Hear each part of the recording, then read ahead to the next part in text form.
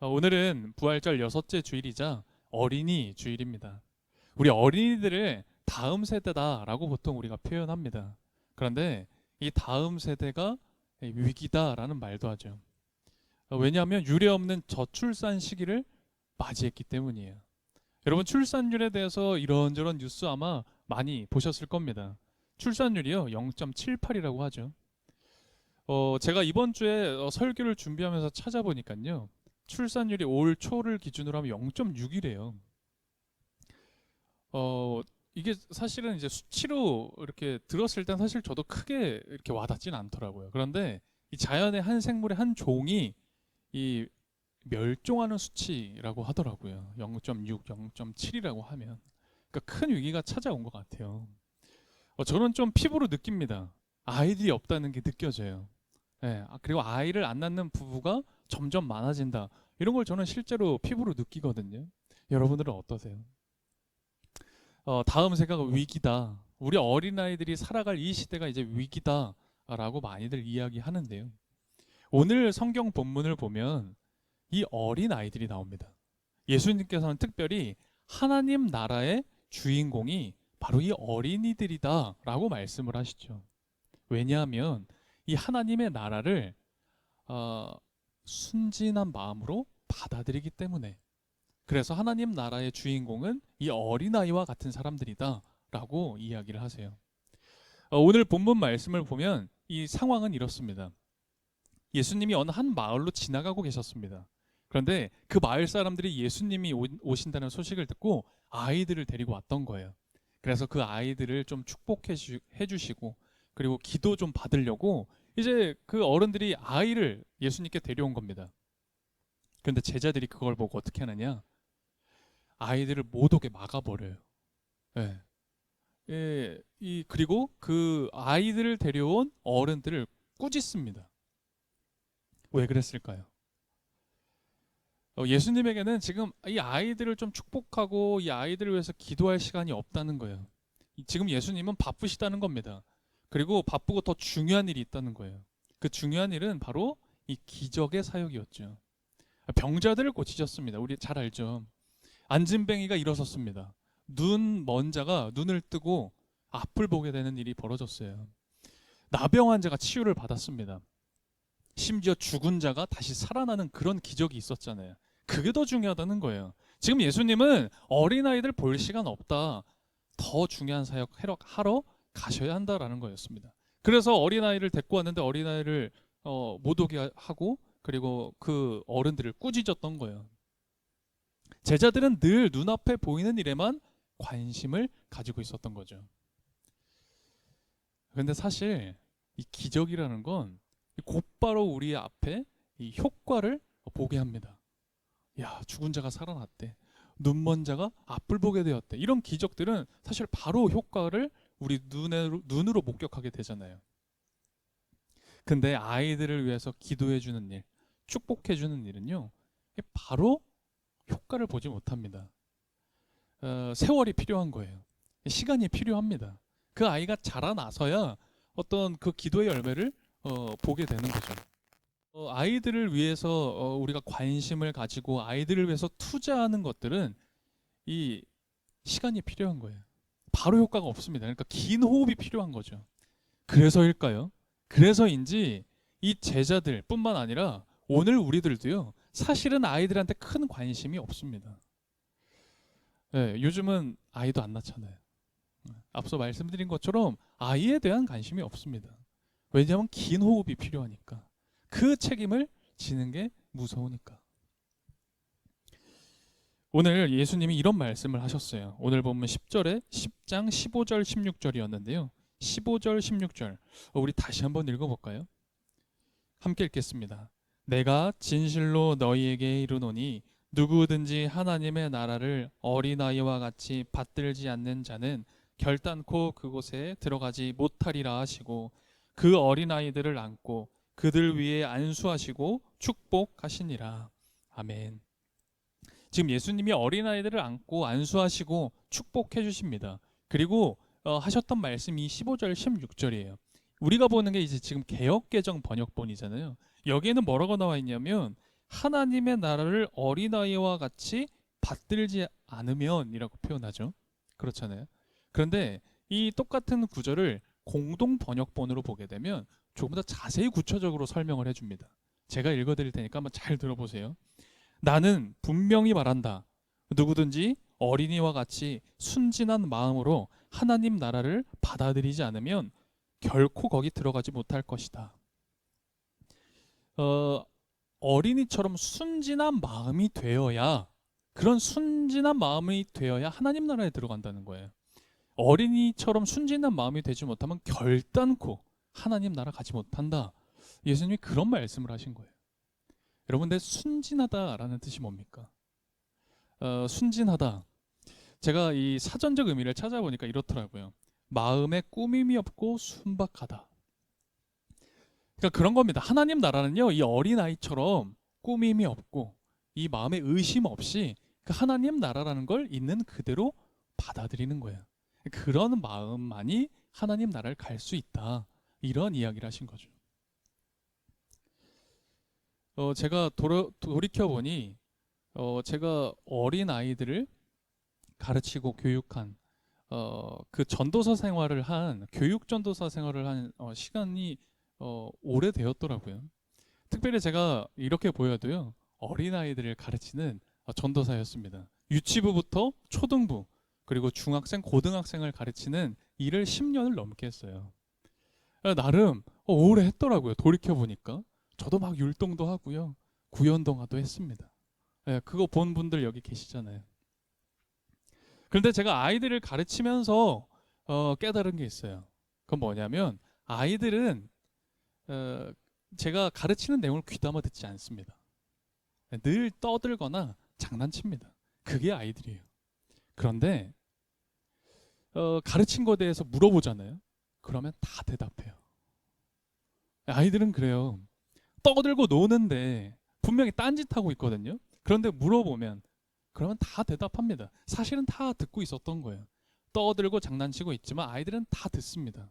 그래서 아이들은요, 이 스펀지처럼 다 받아들이는 거예요. 그게 아이들입니다. 그런데 그게 오늘 성경은 순진한 마음이라고 표현하고 있는 겁니다. 아이들이 있는 그대로 다 받아들입니다. 근데 우리 어른들은 어떤지 아세요? 우리 어른들은요, 아멘 합니다. 여러분들이 아멘 하듯이 다 아멘 합니다. 여러분들 지금 다 고개 끄덕끄덕 하시잖아요. 다 이렇게 잘 듣는 것 같습니다. 그런데 물어보면 어떤지 아세요? 몰라요. 사실 다 흘려 들으시거든요. 잘 들으시는 것 같은데 근데 사실은 있는 그대로 받아들이질 못합니다. 왜? 내 안에 그 어떤 필터가 있나 봐요. 그래서 다 걸러냅니다. 내 마음에 드는 것만 듣는 거죠. 내 귀에 들리는 것만 듣는 겁니다. 오늘 본문의 맥락으로 이해해 보자면 우리 어른들은 순진하지 않아요. 이렇게 세상 물정 밝은 어른들과 그리고 아무것도 모르는 순진한 어린이들의 차이가 뭐냐? 무엇을 받아들이느냐? 그 차이예요. 이 차이가 근데 아주 큽니다. 그래서 예수님은 하나님의 나라는 어린아이처럼 아주 순진한 마음으로 하나님 나라를 있는 그대로 받아들이는, 그것을 누릴 수 있는 사람만이 갈 수 있다. 그런 말씀을 하셨던 거죠. 그런데 이 우리 순진한 어린아이들이 이 세상을 살아가기에는 참 세상이 많이 변하고 있고, 그리고 이 세상은 호락호락하지 않다라는 것 우리 잘 알고 있습니다. 우리가 사는 시대를 이제 그 AI, 뭐 인공지능 시대다, 뭐 4차 산업혁명 시대다, 그렇게 표현을 하더라고요. 그러다 보니 이 시대를 대비해서 이 미국의 백악관이 한 보고서를 발표했어요. 인공지능, 자동화, 그리고 경제라는 보고서입니다. 제가 이걸 좀 찾아봤습니다. 거기에서 이렇게 보고를 하더라고요.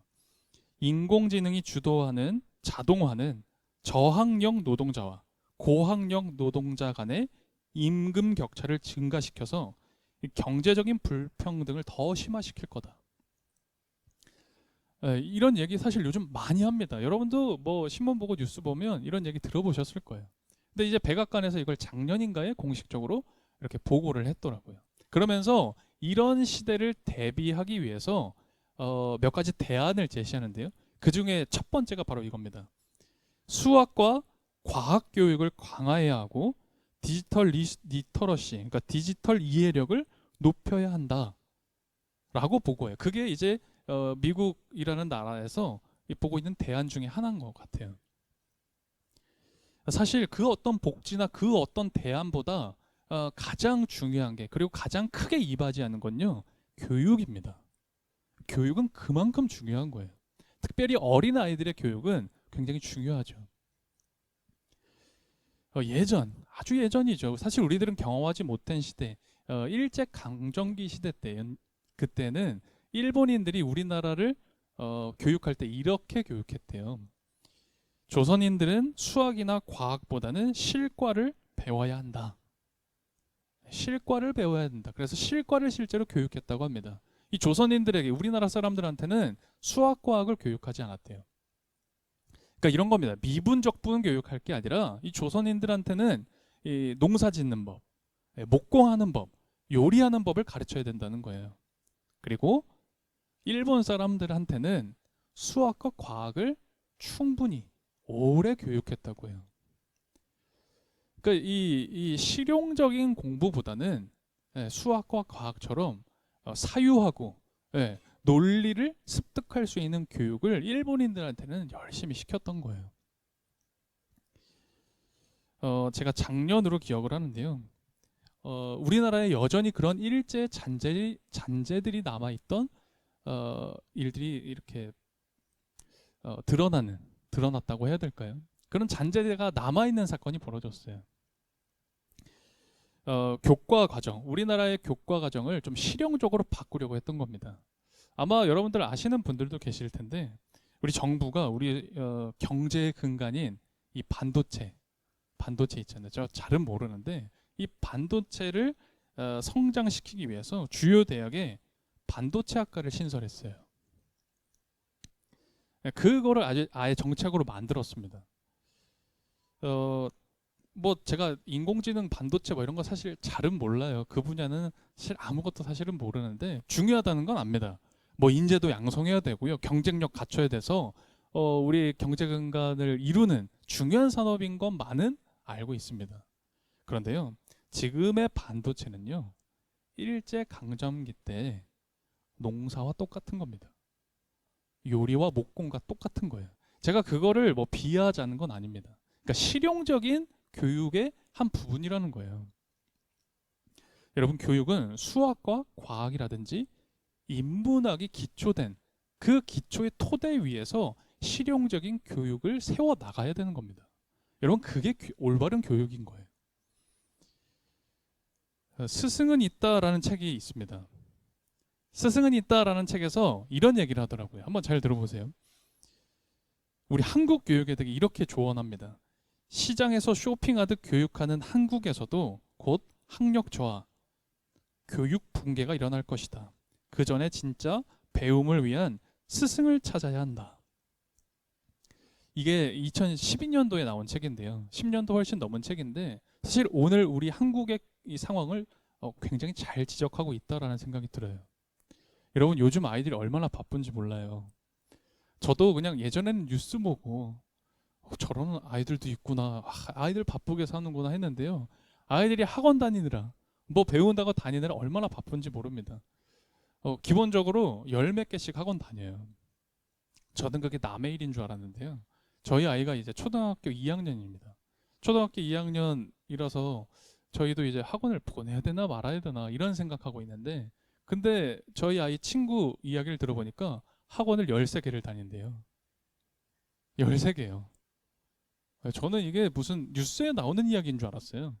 다 그렇게 살아요, 아이들이. 얼마나 열심히 학원을 다니는지 모릅니다.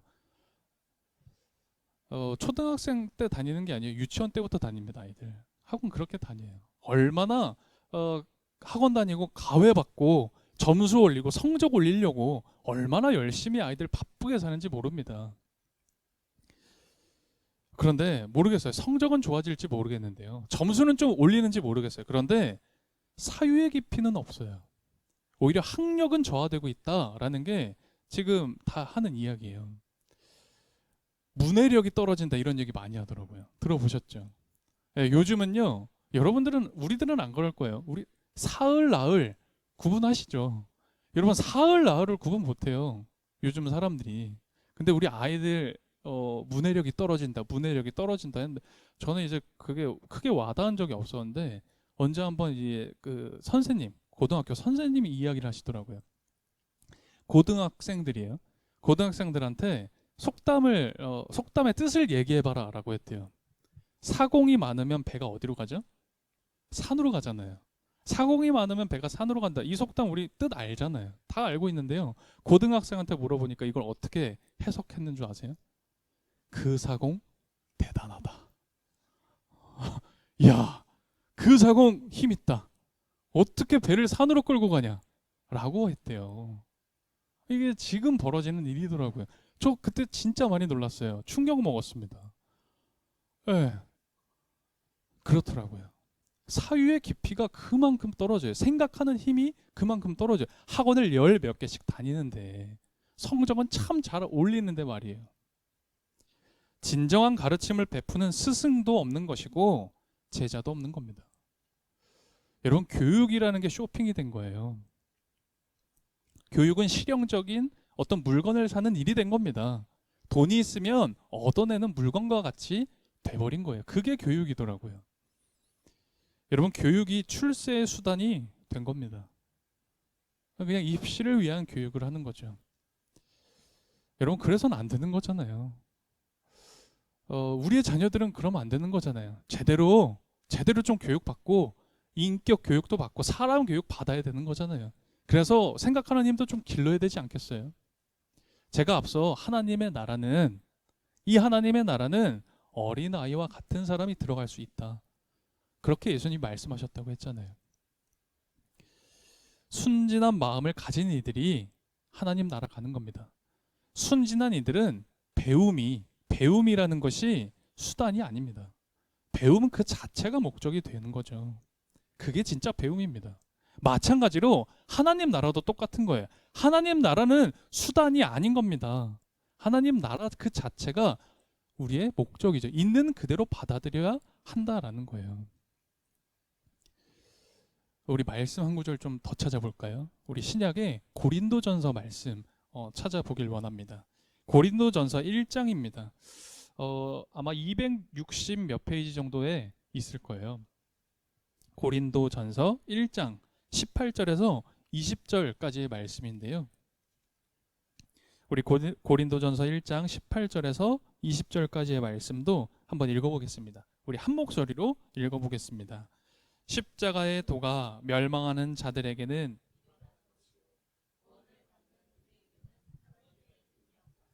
기록된 바 내가 지혜 있는 자들의 지혜를 멸하고 총명한 자들의 총명을 패하리라 하였으니 지혜 있는 자가 어디 있느냐 선비가 어디 있느냐 이 세대의 변론가가 어디 있느냐 하나님께서 이 세상의 지혜를 미련하게 하신 것이 아니냐. 아멘. 우리가 세상을 살아가기 위해선 이건 알아야 돼. 이건 정말 중요한 거야. 라고 우리가 알고 여기고 있는 어떤 지식이 있습니다. 경험 정보라는 게 있잖아요. 그런데 오늘 이 고린도전서를 보게 되면 이 고린도전서를 쓴 사도 바울은 이런 얘기를 하는 겁니다. 이 세상의 모든 지식, 사람들이 다 중요하다. 이건 정말 필요한 거다라고 이야기하는 세상의 모든 그 지식은 사실 어리석은 거다. 미련한 것이다. 그거 하나님 앞에 미련한 거야 라고 이야기를 합니다. 바울은 심지어 빌립보서 같은 데 보잖아요. 그럼 조금 격렬하게 표현해요. 뭐라고 하냐면 그 세상의 모든 지식은 다 똥이래요. 네, 똥 같은 거라고 합니다. 나는 그래서 그것을 배설물처럼 버린다 라고까지 해요. 근데 또 사도 바울은 뭐라고 하냐면요. 반대로 완전히 그것과는 반대로 이 세상에 내 이익을 위해서만 사는 사람들 있잖아요. 그러니까 목적을 수단으로 삼아서 사는 사람들, 그런 사람들 눈에는요 우리가 배우고 있는 이 하나님의 가르침은 어리석다, 그거 이상한 거다 라고 한대요. 그렇죠. 맞아요. 맞습니다. 성경은요 이 세상을 잘 사는 방법에 대해서 이야기하지 않습니다. 성경은 우리가 어떻게 하면 성공할 수 있다, 이렇게 하면 출세할 수 있다라는 이야기를 성경에선 한 번도 하지 않아요. 그래서 우리가 가지고 있는 이 세상의 지혜, 여러분들이 가지고 있는 세상의 지식과 지혜, 정보들을 가지고선, 여러분의 경험과 내 노하우를 가지고선 절대로 하나님을 알 수 없습니다. 여러분이 가지고 있는 내 방법과 노하우를 가지고 하나님을 좀 알아보고자 한다면, 내가 그렇게 하나님 만날 수 있다라고 생각한다면 절대 알고 절대 만날 수가 없다라는 거예요. 그럼 어떻게 하나님을 알 수 있을까요? 어떻게 하나님을 만날 수 있을까요? 순진한 마음이 될 때, 우리가 순진한 마음이 되었을 때, 그때 하나님을 아는 겁니다. 그럼 도대체 순진한 마음이 뭡니까? 순진한 마음이라는 게 뭐겠어요? 저는 이렇게 한번 생각해 봤어요. 우리가 정말 중요하다고 생각하는 세상의 지식들, 내 세상살이 방법들, 내 노하우 경험, 그것을 알기 전, 그걸 알기 전에 그 상태, 그때의 나이지 않을까? 이런 생각을 한번 해봤습니다. 여러분, 어린 아이들한테 이렇게 돈 줘본 적 있으세요? 용돈 써라 이렇게 해본 적 있으세요? 아이들이 그렇게 돈을 받으면 어떻게 하는지 아세요? 바로 그냥 찢거나 던지거나 버립니다. 쓰레기통에 버리기도 하고요. 모르니까 그거 그냥 잊어버립니다. 저희 아이들도 그랬어요, 어렸을 땐. 근데 이게 조금만 크니까요, 아이들이요, 누가 용돈을 주시잖아요, 그럼 소중하게 받습니다. 감사하다고 90도 인사도 하더라고요. 그리고 내가 얼마 받았는지를 세봐요. 예, 가끔 민망해요. 어른들이 주시면요, 바로 그 자리에서 세요. 그리고 그걸 자기 저금통에 넣어놔요. 예, 그리고 이제 자기가 필요한 게 있잖아요, 그럼 꺼내서 쓰더라고요. 아빠, 나 이거 오늘 그거 살 건데 그거 얼마야? 그러면 이제 계산해서 그걸 사러 갑니다. 용돈 들고. 그렇더라고요. 세상 물정 좀 알아가더라고요. 세상 사는 거를 배우는 것 같더라고요.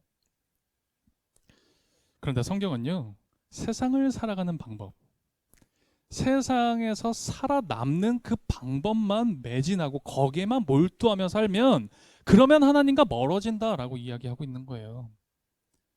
세상을 살아가는 그 방법에만 몰두하고 거기에 매몰되어서 살아가면 하나님 못 알아본다는 거예요. 뭐가 손해인지 뭐가 이익인지를 알거든요. 야, 요거 나한테 이익이네, 요거 손해네, 요거 안다고요. 애들도 안다고요. 우리들도 그거 얼마나 따져요. 그런데 그것만 따지면 하나님 못 알아봐요.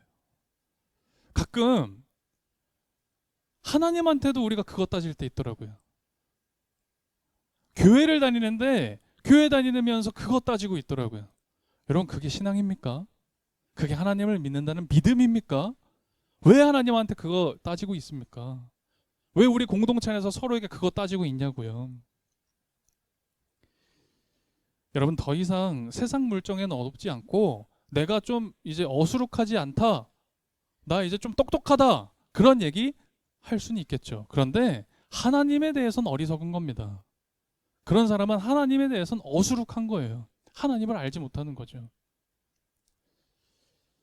그래서 성경은 말합니다. 전도서 6장은 이렇게 얘기해요. 사람의 수고는 다 자기의 입을 위함이나 그 식욕은 채울 수 없느니라. 사람의 수고는 다 자기의 입을 위함이나 식욕은 채울 수 없다. 평생 내 육신, 이 내 육신을 만족시키려고 수고하고 열심히 살아갑니다. 얼마나 치열하게 우리가 매일매일 살아갑니까? 그런데 그 식욕은 채울 수가 없대요. 만족하지 못한다는 겁니다. 아무리 수고해도, 아무리 내 육신의 만족을 위해서 살아도 이 육신은 만족하지 못한다. 지난주도 말씀드렸잖아요. 얼마나 더 가지면 만족하시겠습니까? 기자가 물으니 뭐라고 했다고요? 여기보다 조금만 더, 지금보다 조금만 더. 절대로 사람은 이 식욕을 만족하지 못합니다. 그래서 하나님은 말씀하세요. 이 육신의 만족을 위해서 그것 따라서 살지 마라. 너네들 그걸로는 만족 못한다.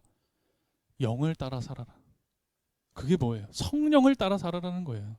성령의 인도하심을 받아 살아야 진정한 만족, 정말 우리에게 충만함 느낄 수 있다. 그리고 하나님은 그런 말씀하시는 거예요. 우리가 성령을 따라 살 때에 내 영혼에 껴있는 때가 벗겨지는 겁니다. 그때 내 때가 벗겨져서 내가 순진한 마음, 깨끗한 마음이 되는 거예요. 오늘 제자들이 그랬잖아요. 제자들이 이 때가 벗겨지지 않았을 때 어떻게 했어요? 아이들이 나오는 걸 보니까 어이 어딜 와 저리 가라. 아이들을 막는 그런 제자들의 모습 봤잖아요. 눈에 보이는 것만 그것만 중요시 여기는 삶을 살았다고요. 그런데 성령을 따라 살기 시작하니까 어떻게 돼요? 완전히 달라졌죠. 그 변화된 삶을 우리가 사도행전을 통해서 보게 되잖아요. 여러분 순진한 마음, 이 깨끗한 마음이 되지 않으면 하나님 나라 사는 게 아니라요. 내 나라 사는 겁니다. 내가 만들고 내가 창조한 내가 원하는 내 나라 사는 거예요. 절대 하나님 나라 못 삽니다. 여러분 하나님 언제 찾으세요? 어떨 때 하나님 내가 좀 찾게 되던가요? 우리가 처음에는요. 내 어떤 육신의 문제 때문에 하나님 찾습니다. 이 문제가 좀 해결돼야 되니까. 또 나에게 있는 결핍 때문에 하나님 찾을 때가 있습니다. 우리 다 처음에 그래요. 돈이 없어서 하나님 찾게 됩니다. 돈이 없으니까 하나님께 매달릴 수밖에 없는 거예요. 내가 건강이 너무 악화되니까 내 건강 좀 회복시켜 달라고. 병자들을 그렇게 치료해 주신 하나님이시니까 나도 좀 치료해 달라고 하나님께 매달리고 하나님 찾게 됩니다. 내 관계가 망가져 버리면 하나님 찾게 돼요. 내가 인정받지 못하면 내가 너무 외로우면 그러면 또 하나님 찾게 됩니다.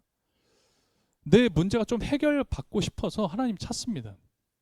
그런데 그런 여러 가지 문제들은 사실 다 표면적인 것들이에요. 사실 실상 깊은 곳은 우리 영혼에 결핍이 있기 때문에 그 결핍 때문에 하나님을 찾게 되는 겁니다. 한 번도 돌본 적 없었던 그 내 영혼, 한 번도 내가 따라본 적 없었던 그 성령의 인도하심을 따라보기 위해서 우리가 하나님 찾는 거예요, 사실은. 그리고 오늘 이 자리에 여러분이 앉아 계신 겁니다. 여러분 이제 이 세상의 지식들, 이 세상이 말하는 어떤 지혜들, 여러분 경험들, 그런 노하우들, 정보들, 여러분 그것 따라 사는 게 아니라 우리 성령 따라 살아갔으면 좋겠습니다. 정말 순진한 마음이 되어서 성령님의 인도하심 따라 살아갔으면 좋겠어요. 우리가 성령의 인도하심을 따름으로 우리를 덮고 있던 때가 벗겨졌으면 좋겠습니다. 그리고 우리 순진한 마음이 회복되어서 순진한 마음, 곧 순전한 마음, 온전한 마음이 되어서 우리가 이 세상의 삶을 정말 어린아이처럼 하나님 나라처럼 그렇게 살아갈 수 있었으면 좋겠습니다. 함께 기도드리겠습니다. 주님, 제각기 소박한 빛깔과 다양한 모양새로 온 누리가 하나님이 지은 생명으로 가득한 5월입니다. 푸른 잎새들과 길가에 이름 없는 꽃들도 각자의 모습 그대로 한 계절 안에서 서로 어울려 살아갑니다. 모든 존재가 함께 도우며 봄을 만들어내는 덕에 풍요롭고 반짝이는 계절 값없이 누릴 수 있게 해주심에 감사드립니다. 5월은 오랫동안 가정의 달이라고 불려졌습니다. 보기에 좋았다라고 말씀하신 만물이 서로 다름으로 인해 더 아름다운 계절이지만 누군가에겐 그것이 경쟁이었고 거부당하는 일이 되기도 합니다.